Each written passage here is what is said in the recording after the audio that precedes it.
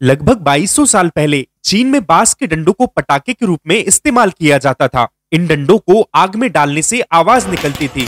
माना जाता है कि चीन में एक रसोइये ने गलती से सॉल्ट पीटर पोटेशियम नाइट्रेट को आग में डाल दिया। इससे आग का रंग बदला और लोगों में उत्सुकता पैदा हुई। इसके बाद रसोइये ने आग में कोयले और सल्फर का मिश्रण डाला। इससे रंग बदलने के साथ तेज आवाज भी हुई। इसके बाद चीन में यह चलन परंपरा बन गई और बांस को आग में डालकर उसकी फटने की आवाज सुनना शुभ माना जाने लगा।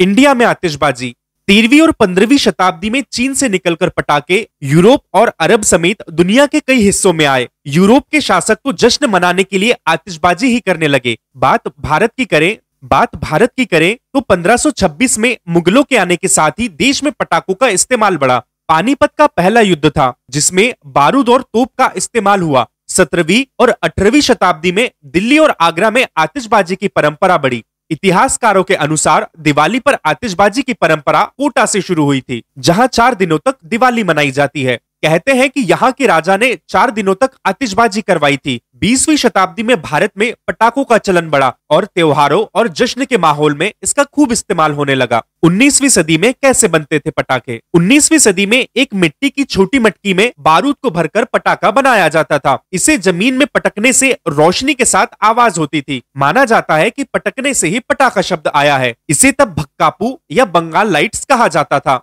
स्कंद पुराण के खंड 2 में एक श्लोक में पटाखों का जिक्र है। यह श्लोक है तुला संस्थे सहस्त्रांशी प्रदोषे भूत दर्शयोः उल्लका हस्ता नराहा नराहा कुपुर पित्राणा मार्गदर्शनम। यहाँ उल्लका हस्ता से मतलब हाथ से अग्नि की बारिश यानी फुलझड़ी से है। अगर आपको हमारी जानकारी अच्छी लगी हो तो अभी हमारे चैनल को सब्सक्राइब करें। धन्यवाद।